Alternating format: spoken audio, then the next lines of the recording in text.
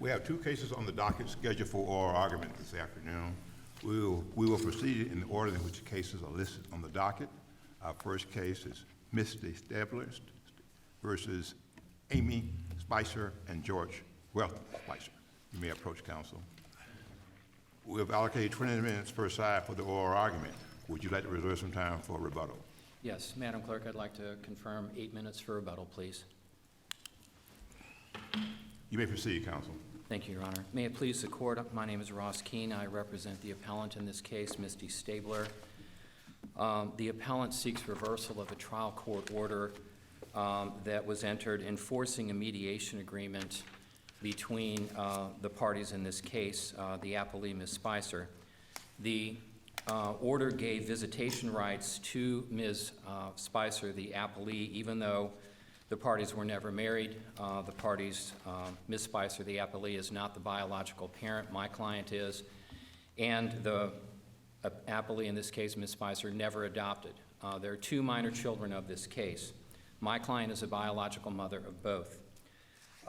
The pleading that was traveling under initially in this case was a paternity petition and a Chapter 751 temporary custody petition filed by the appellee in this case.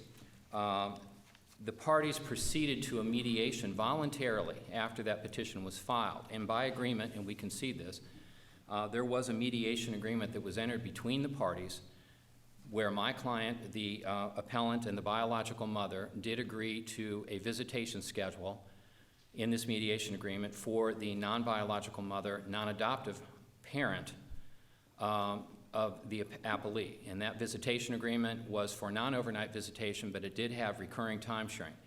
It's important to note that in the interim period of time after that agreement was entered, 2 years passed, and at that point, the appellee filed a petition to establish visitation. This was essentially stacked on top of the pending petition that was before the trial court, the 751 petition and the paternity. The parties went to mediation, and 2 years later, as I said, she filed a petition to establish time sharing, and it eventually wound up in front of the court for a brief hearing, but it was ultimately reduced to an order entered by the trial court called an order on all outstanding motions. And the reason I want to point the name of the order out, 2 years previously, there was another order entered by this trial judge of the same name where the judge made very specific findings of fact, which I'll get to momentarily. But the order before this court, the trial court found that the parties were never married, found that the appellee never sought to adopt and never did adopt, and the court found that the appellee in this case was never on the birth certificates, although there was an effort by her to do so, which is irrelevant really to where we are right now. Can I ask you, Mr. Keenum, just to make sure I'm correct on the record, Yes, sir. What you're calling the mediated settlement agreement is titled Stipulated Continuance and Temporary Parenting Plan? Yes, sir. It's just basically a two-page document with signatures. Yes, sir. Yeah, it was reached at mediation. It technically isn't called that, but that's what I refer to. You're correct, Okay. Your Honor. I just want to make sure I didn't miss something. Thank you. No, sir. The facts, I think, are not in dispute, and I think these are important because ultimately, as the court probably knows, I'm leading to Wakeman.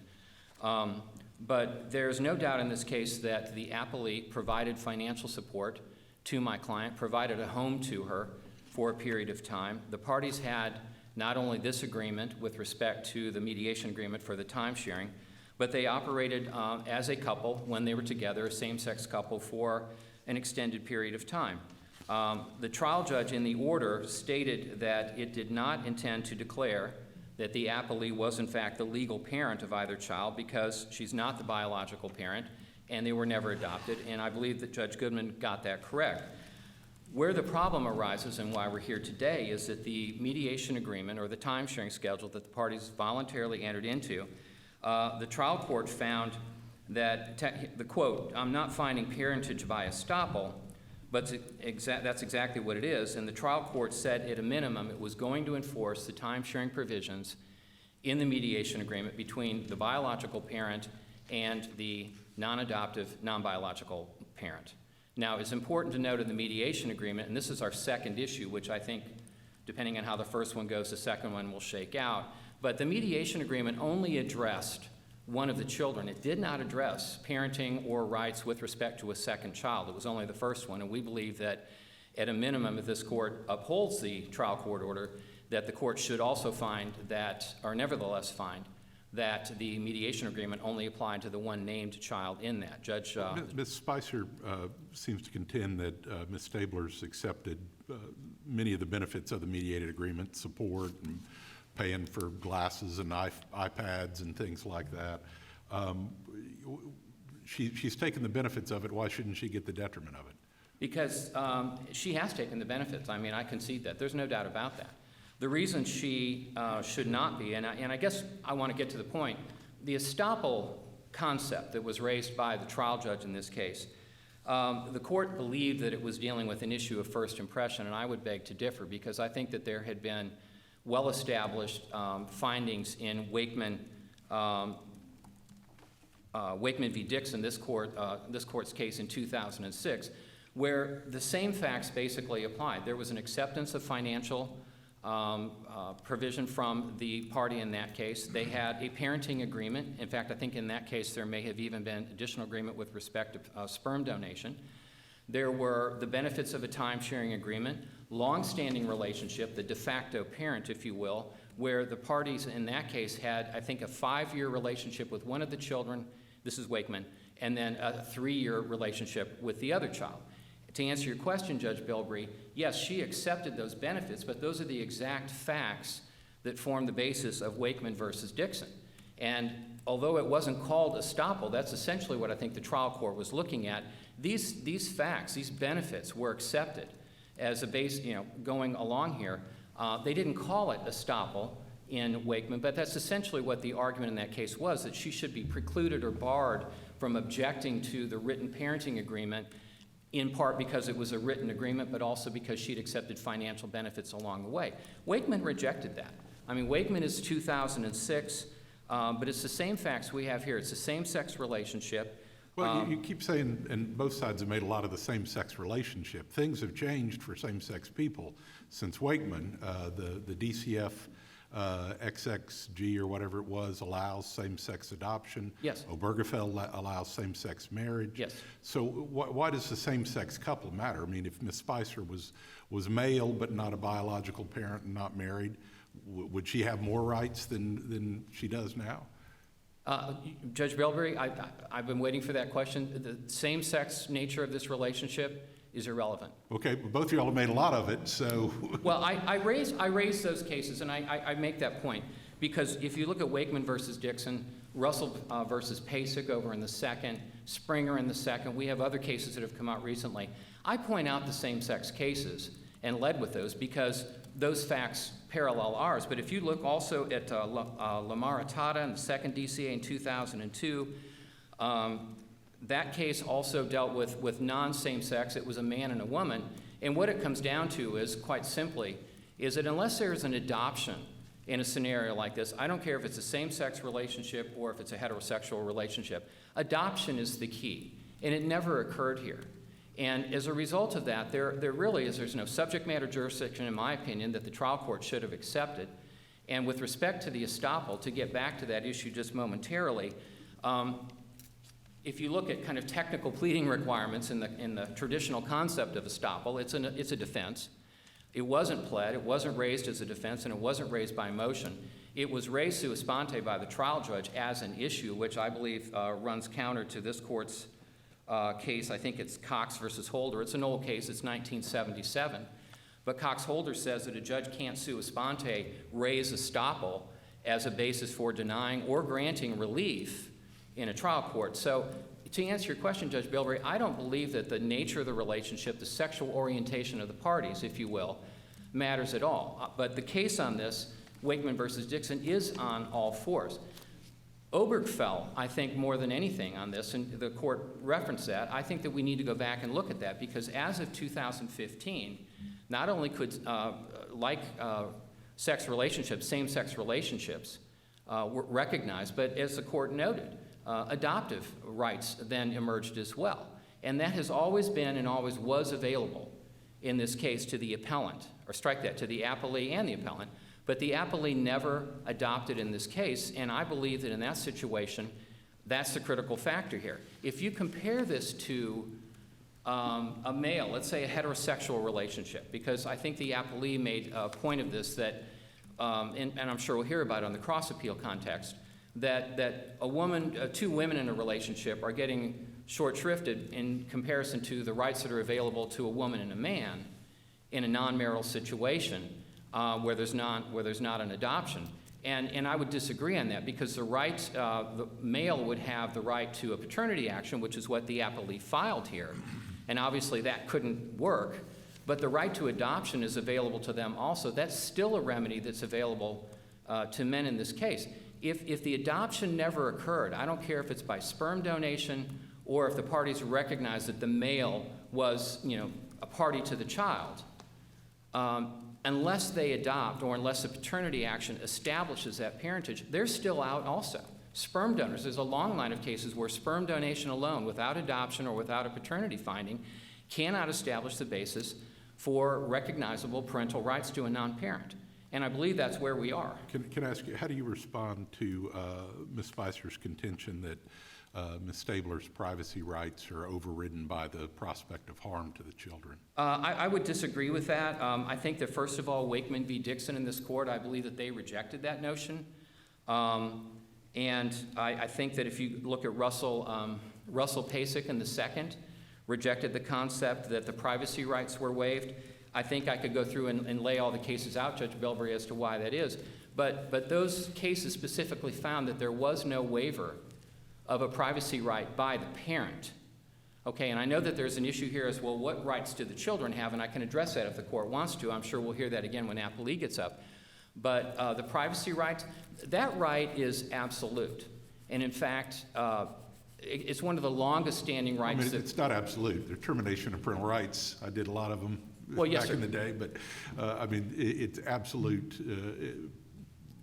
I guess absolute would seem to me to be a little strong a word. It is. In fact, Your Honor, if I can make sure we understand this, that even if there's no adoption in this case, the only way that the appellee could have obtained rights over these children as a non-biological, non-adoptive parent would have been if there was actual harm established, which gets into what you were talking about likely with the TPR in dependency settings like that. So if she was the next closest person, the Department of Children and Families hypothetically probably would have gone to her and looked at her. But there was a specific finding by the trial judge in this case, that there was no harm to the child, there was no detriment, and he made that order going back now to the 2018 order on outstanding motions that I alluded to earlier, same name as the order that we're here before the court on today, made the findings there specifically that there was no harm, and never has there been any harm or argument raised that there was harm or detriment.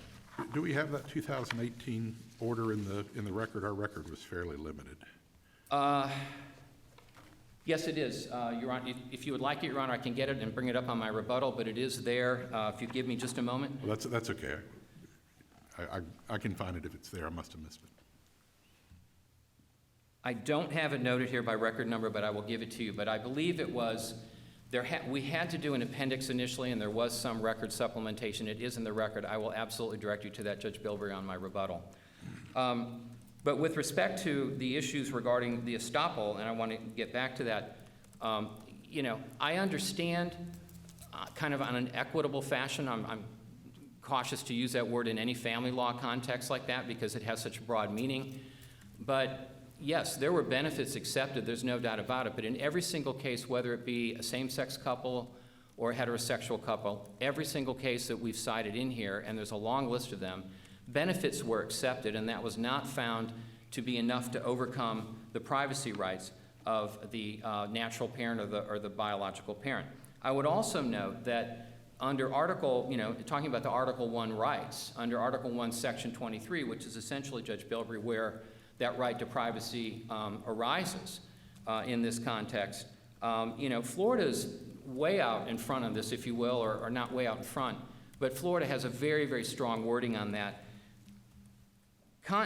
Different from the federal constitutional protection here with respect to privacy, Florida rejected the use of the words unreasonable or unwarranted before the phrase governmental intrusion when addressing privacy rights. And I think it's important to note that Florida's always had a very, very strong recognition of the privacy rights. And I would note that just last year that the Parents' Bill of Rights was passed and codified and passed by the governor and signed into law. And the legislature talked specifically about specific rights and fundamental rights of parents. And I understand that publicly, that was primarily with respect to medical care, okay? That's where a lot of the press and a lot of the debate was about that. But if you look at it, the Parents' Bill of Rights states specifically that it's a fundamental right of parents to direct the upbringing, education, and care of their minor children. And for purposes of that chapter, parent, and I think this is important, parent is defined, and this is as recently as we can get, means a person who has legal custody of a minor child as a natural parent or adoptive parent or legal guardian. The appellee in this case is not a legal guardian. They never adopted, and I don't believe, answering your question with respect to a possible waiver of the privacy rights, I just don't think it happened. In fact, it's been reaffirmed and I think solidified as to what those rights are. So, Counsel, you're well into your rebuttal time. Okay, thank you.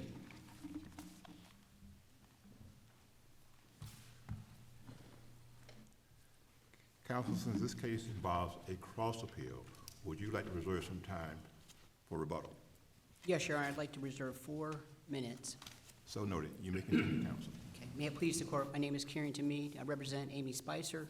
I do not represent Mr. Spicer, but only Mrs. Spicer. I am here to argue, as the court has already been well informed, that Ms. Spicer has a recognized right to the children who are born of the relationship between the parties. Mr. Keene, I think, makes cogent arguments about standing law. However, as I pointed out in our appellate brief, Waitman was decided in 2006. A lot has happened since then, as noted by Justice Bilbrey. Just a judge. I'm sorry, Judge. I'm That's sorry, okay. Judge Bilbrey. And in October 15, in 2015, in June of 2015, Obergefell had passed and made same-sex rights as it concerned marriage and all the benefits and obligations thereof and responsibilities thereof open to same-sex couples who decided to so marry. It also recognized the fact, Justice Kennedy was also recognizing the fact that the relationships that come from marriage are often with children that come from those marriages.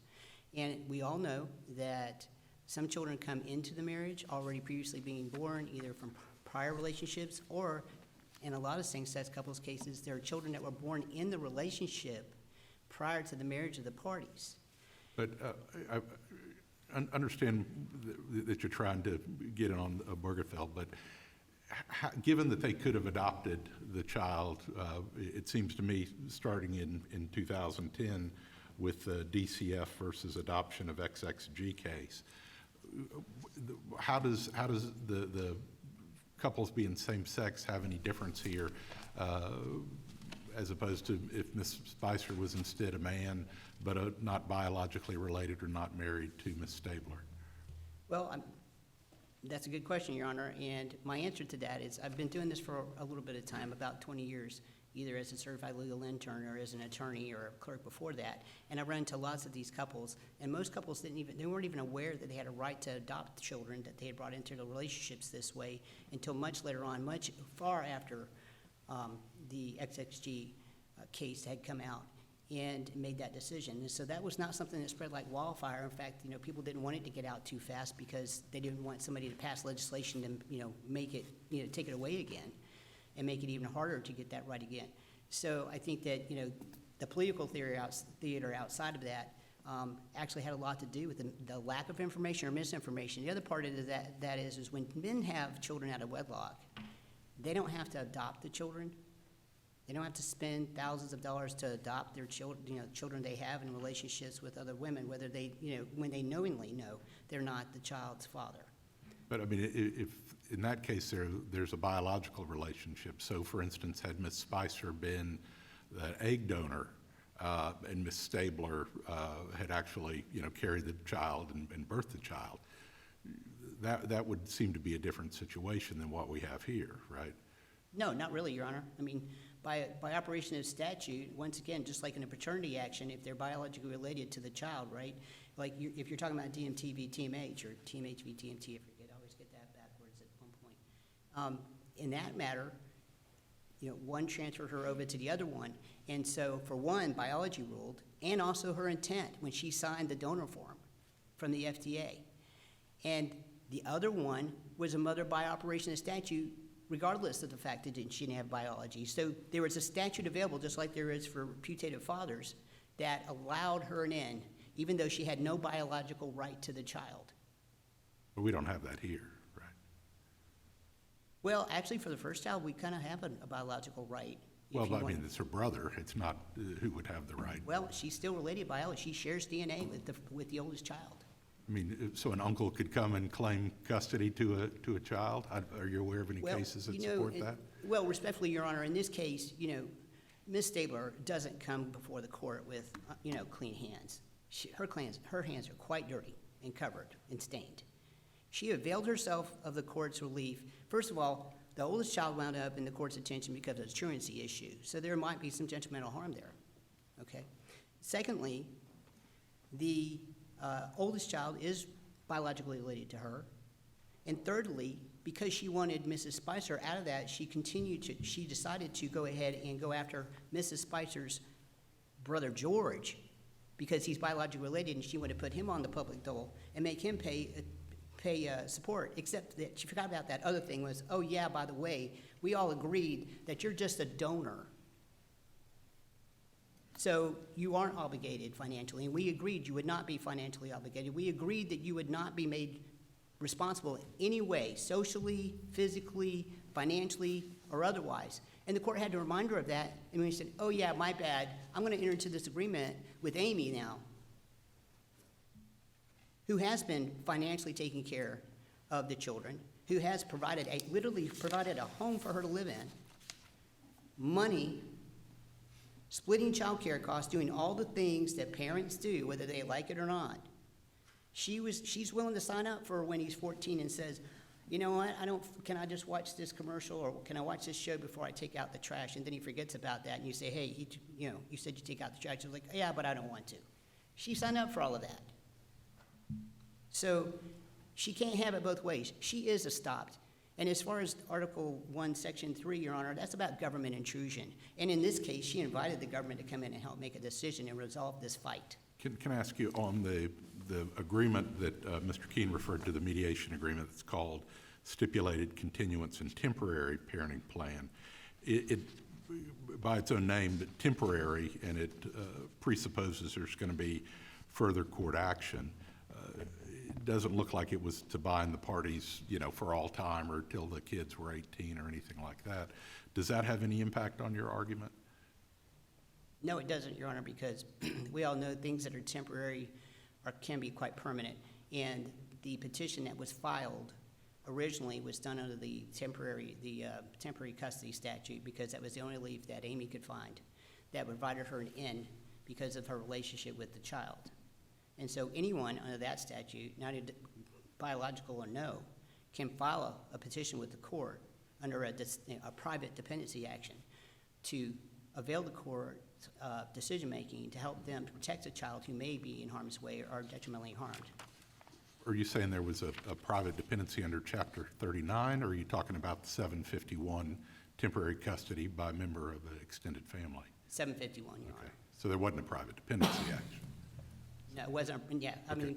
I guess I'm just using a colloquialism that's shared within my. Sure, I understand. I'm not confines of trying my to trip you up. practice. There's a number of cases here that Judge Goodman references. I'm just trying to make sure, like I was with Mr. Keene, that I didn't miss something.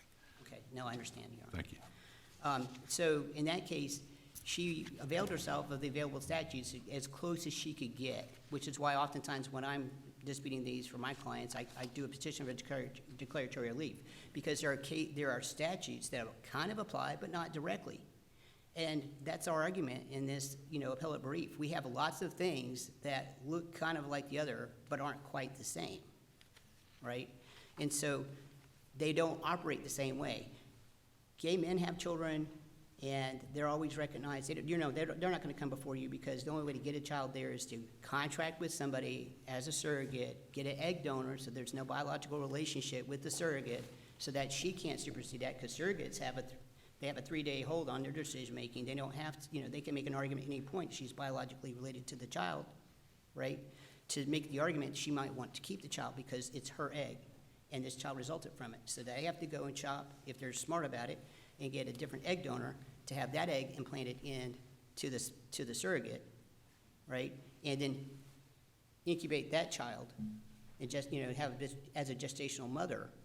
And that's how they keep this fight from happening. So you're hardly ever going to see two gay men in front of you making this argument. Lesbians or same-sex couples that are female, on the other hand, don't have to go through all of that because one of them has at least one of them has the ability to gestate a child on their own. So they can either donate their own genetic material, go find it from someone else who's known or unknown, and they make these children literally at home with no governmental assistance. And they don't wind up, everything's fine as long as everybody's getting along, but I'm sure you've seen a plethora of domestic arguments before you about the rights of children, the rights to property, the rights to equitable distributions of property between parties, and the rights of their children that result from these relationships that people have or don't have. And some of them are derived out of paternity arguments, and some of them are derived out of temporary custody arguments, which are quite, temporary relative custody can be quite permanent. I've got a kid that just graduated from high school that I did that temporary relative custody when that child was 2 years old. Their parents never came back to get him. He's graduated high school with his grandparents. For him, temporary custody was quite permanent. Could I ask you, the cases all seem to make the privacy right almost absolute unless there's some harm to the children. What kind of harm does there have to be? I mean, does it have to be to the level of a dependency action? Because in almost all of the cases that we see, clearly there's going to be some emotional harm when they're pulled from their de facto parent. So what is the sufficient harm to override the constitutional right? Well, I believe, Justice Van Nortwick in his concurring opinion in Wakeman v. Dixon actually discussed that. One of the things that Wakeman, talked about was the failure of anybody to argue detrimental harm to the children. Although in this situation, I don't believe it's really necessary, and I don't believe it was necessary in Wakeman's situation either, because the emotional harm of wrenching children away, I think is enough for people to think about.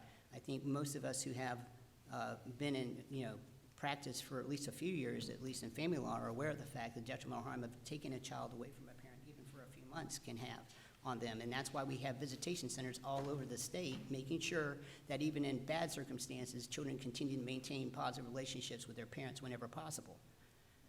And that's why, almost every case where DCF is involved in, the first immediate response to them, the first goal is to return the children back home, because we all know that children, regardless of the circumstances, will always do better if they stay with their family of origin if possible, if the state's able to make that possible by providing services.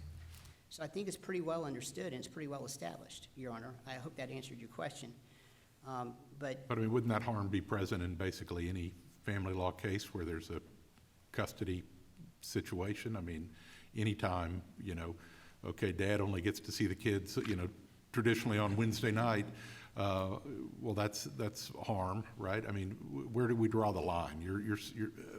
Or by your rule, it seems like you're asking us to overrule all of the privacy cases and say at any time a kid is wrenched from a de facto parent, there's always going to be harm. no, Your Honor, I think that misunderstands my argument. I don't believe I'm saying that at all. I'm not saying if the child's regulated only Wednesday nights and every other weekend, that's going to cause emotional harm to a child. Some children do fine with that. Some children do great doing 1 week on and 1 week off with parents and going back and forth. I have families of all sorts doing all kinds of different plans because it works for their children. They modify them to work, around the children's needs. However, in this case, we're not talking about that. We're not talking about people having a simple disagreement about which night they get to see their child. What we're talking about is someone trying to literally escheat someone permanently from a child's life. Just walk up there, take a knife, cut them out, and say, you know what, this person's not really your parent, they're your aunt. This person's really not your parent, they're just a friend of mom's. And you can't see them anymore because mom doesn't like them anymore. We see parents like that all the time. We see that in paternity actions. We see that in divorce actions where parents don't like each other anymore. They get divorced, and one tries to cut the other one completely out.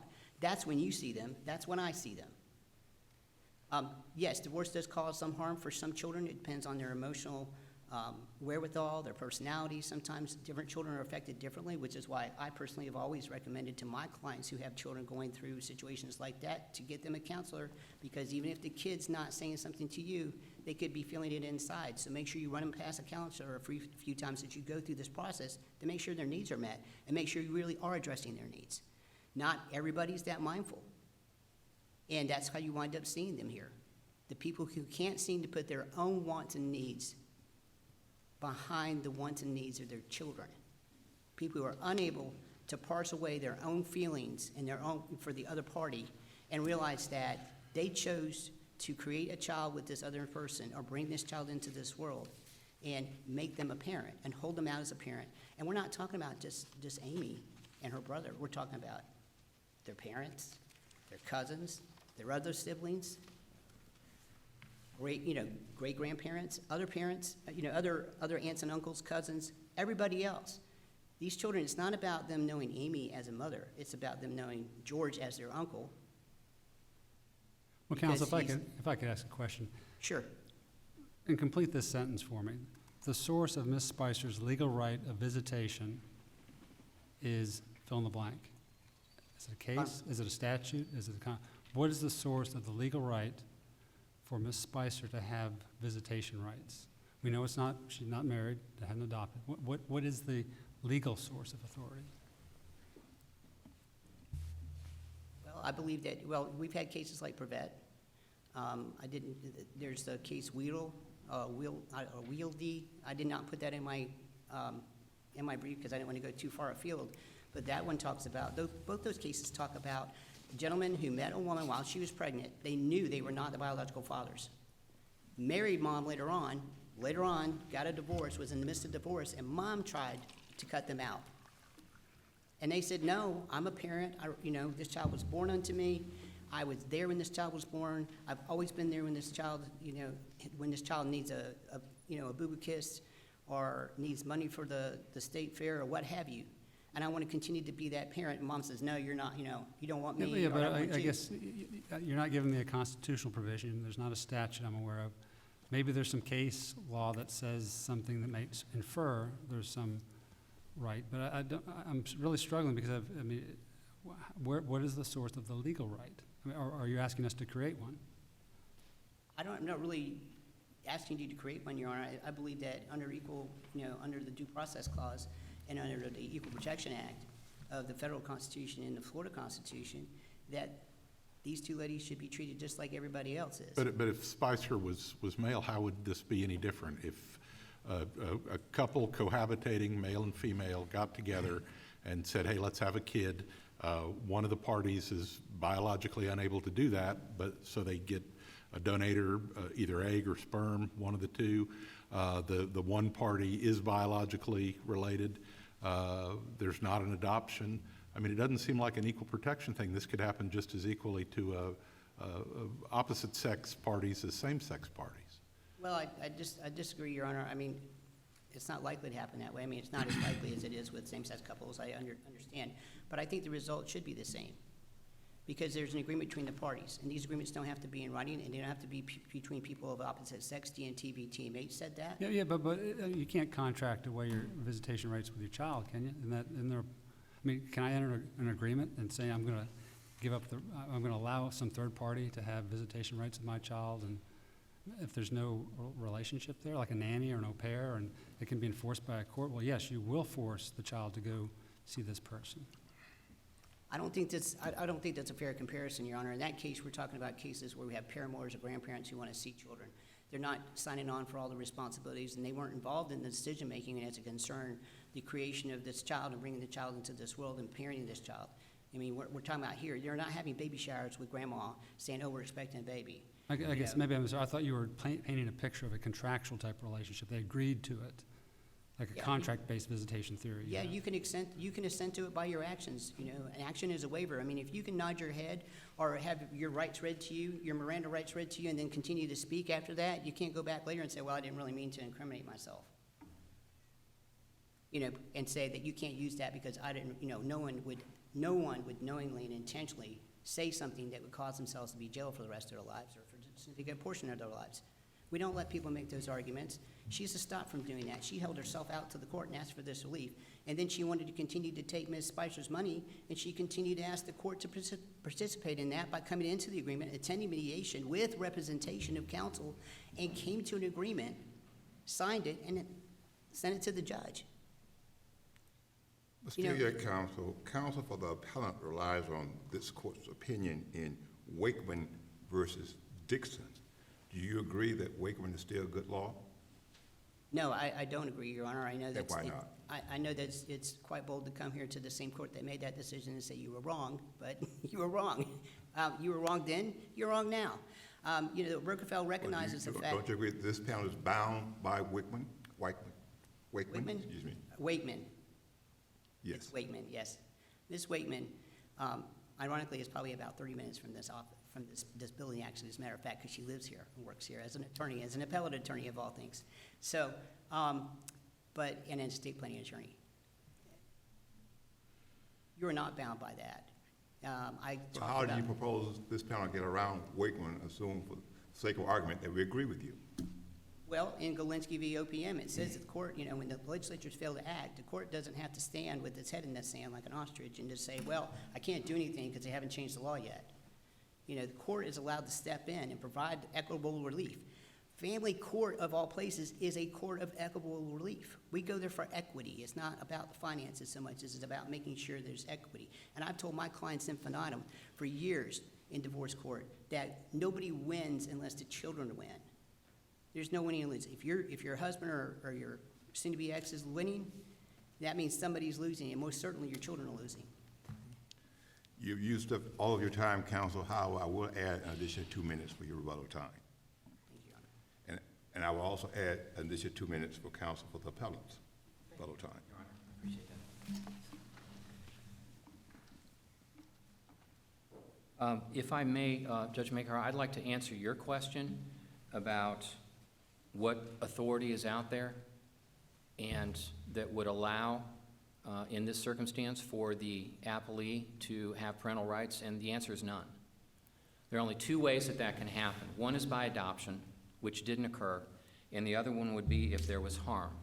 And Judge Bilbrey, if I may, the court had a question with respect to the record reference. The first order on outstanding motions was entered November 6, 2018, and that is in appellant's appendix, pages 17 to 25. And I would note that the findings, briefly on that, at that time, number one, the trial judge, same trial judge, rejected any argument by the appellant or appellee, Ms. Spicer, that a privacy right could be asserted on behalf of the minor children. We haven't addressed that yet, but there are no privacy rights that a child could assert in this case, so the court rejected that. Found no evidence at that time that the appellant, my client, was not fit to be a parent pursuant to Chapter 39, which would be your harm consideration, and also rejected any notion regarding a commissioning couple, and since there was no marriage here, we don't even get into that argument. So those findings are important because there was no finding with respect to harm in the current order that we are addressing today. Judge Goodman, in that case, made absolutely no findings of harm. It was not there. So absent adoption, Judge Makar, and absent a finding of harm, there is no basis. And, you know, I agree with Judge Lewis on this. I mean, you're bound by Wakeman. There may have been a change, and going back, Judge Bilbrey, to what you said earlier, there has been massive change in this area with same-sex and sexual orientation. We've had a lot of it, and we're going to see more of it probably coming up to the extent that Obergefell gets challenged under privacy considerations. That may or may not happen. But the point of that is that what happened with Obergefell in 2015 was that it gave the appellee absolute rights to go forward and adopt. Now, I don't know why they didn't. The dynamics of relationships can't even be explored. We don't know. But the right was there, and it was not acted upon. And that inaction has placed the appellee where she is today. So I think that that's an important consideration to look at. And getting back, if I can follow up, I think, Judge Maker, I think that was your point on this. We believe if the appellant's or the appellee's argument is accepted, I believe that they absolutely are trying to carve out a protected class here, if you will, and I would be very careful with that, but that's essentially what it is. The arguments fail, but I think they are trying, or the appellee is trying to argue, that there should be some new protected class, which I don't believe this court, number one, not just by Wakeman, but And what is that new protected class? well, I'm not sure. I mean, respectfully to counsel, I'm not quite sure. If I understand what it's saying, it's going to be only related to same-sex women or two women in a relationship and not a man and a woman. So it's going to be something that addresses some nuance, that we don't have here in a circumstance where there's no adoption and there's no harm found. I don't quite know, Judge Lewis, to answer your question, I'm not quite sure what Appley was proposing. I tried to cull that from Appley's brief if I could, and I was unable to, but there is no class here. The class that we're dealing with right now are some of the longest established parenting or rights that we have. I'm not going to say absolute, but if I may, just as an aside, if you go and look at the recent decision by the U.S. Supreme Court, this is a perfect example with respect to Roe v. Wade, and I don't want to go down that road today, but I think it's important to note that the rationale behind a lot of that was the fact that abortion was not a long-established or a well-established historical right that was recognized. We can go back to the Founding Fathers, but over jurisprudence over time. And that was in part, that's a very complicated case, but that was in part, one of the issues raised, that it isn't an enumerated right like other rights, like parenting rights, which are some of the oldest and most fundamental rights that are recognized not only by the federal Constitution, but by Florida's. And it was reiterated, if you will, by the Parents' Rights Act last year in 2021, where they reiterated the strength of parents to be able to make those decisions. And there isn't any legal authority out there right now that I can identify that would allow this court to change their ruling in Wakeman. If the court did and decided to do that, it would be in conflict with the Second, the Third, and the Fifth. So, I mean, we will be going, down the street probably on that, but I believe that Wakeman is still good law. It doesn't matter how old it is. I mean, they were the same facts. And it only got better for the appellee in this case when Obergefell came around. She could have gone and adopted, they could have married, and she didn't. What I keep hearing is sort of a contract or quasi-contract theory, meaning we had a deal, I put these things on the table, I got these benefits, and you got these back. It's almost like a contractual situation. Yes, sir. And I'm trying to flesh out, I don't think the law permits someone to give away, as a part of a contract or quasi-contract or relational contract, the rights of visitation to their children. For example, if you had a nanny, 1-year contract, it's going along well, 6 months later, the single parent fires the nanny. The nanny says, well, okay, I'll take X thousand dollars in settlement, but I want visitation rights with the kids for the next 6 months. The kids love me, and I love it. And that's part of the settlement agreement. Can that be enforced? Can a court enforce a settlement agreement that says the kids, the nanny, former nanny, has visitation rights with the kids? No, that's why we're here. And why? Because third party. If we really get down to the fundamental of it, there's no subject matter jurisdiction to enforce a contract between two parties to enforce the provision of parental rights to a non-parent. I mean, really, if you want to get down to this, I don't think that the trial court even had standing, or the appellee had standing to come into court, certainly not under paternity action. And I don't even want to address the whole issue of the brother and the cousin's uncle or whatever it was, but I mean, that's just, Well, do they have a breach? there's no basis there. Does Spicer have a breach of contract claim here? My client, Ms. Stabler, accepted the benefits. I want to make sure that's very, very clear. She accepted the benefits of it. Quantum merit.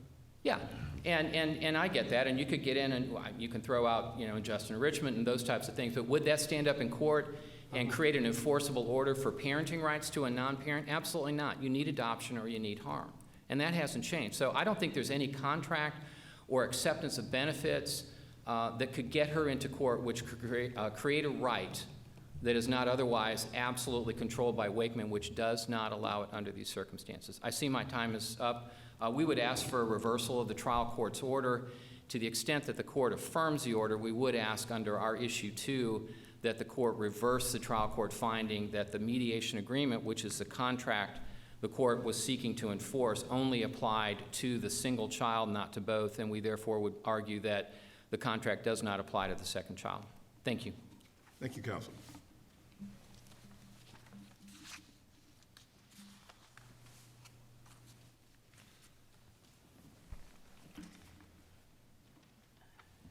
Your Honor, I think that there's one thing I want to make clear.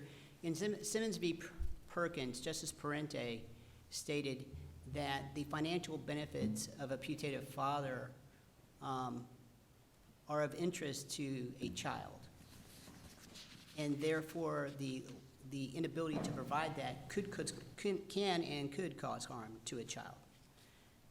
So she was suggesting that there could be some harm to a child by not having a financial benefit of another parent. The state also has a compelling interest in making sure that other people are responsible. And as the appellant pointed out in his initial argument, that if DCF had ever gotten involved in these children, they might very well look to my client, Amy Spicer, as a potential placement because of her relationship with the children. In this case, we're not talking about someone contracting away rights here. We're talking about someone not just making an agreement, but making a daily, active, moment-by-moment, second-by-second agreement to share children, raise children, and cooperatively parent children together. Amy is not someone who just kind of happened in on the situation to someone who was pregnant at the time. They intentionally sought out her brother so that he could help her so he could help his sister make a family with Misty. So far beyond that, far before this child became a twinkle in anybody's eye, the parties made an agreement and facilitated it together and cooperatively worked together in an interdependent way in order to create this child. This is not a child born at a ping pong party, conceived at a ping pong party, born 9 months later, and we're trying to chase dad down and make him responsible for the child support. Counsel, before you sit down, what record evidence or relevant case law supports the trial court's finding that a mediated agreement applied to both children? Oh, DMTV TMH. That court right there, Justice Parente again, wrote that opinion, and she said it was violative of the Equal Protection Clause. The same statute counsel is opinion on as far as commissioning couple. That statute's still written today. As we sit here right now, says a commissioning couple is a man and a woman who are married. She said, no, wrong answer. Other people can do it, and to only restrict it to only a man or a woman who are married and making the wife barren or one party, the wife unable to bear is violative of the Equal Protection and Due Process Clauses of the state and the federal constitutions. So there's no special class here. She said it's discrimination based upon the sex of the parties because they're two women and not a man and a woman. Thank you, counsel. Your time has expired, but I will allow you to wrap up. Thank you, Your Honor. I think I'm good.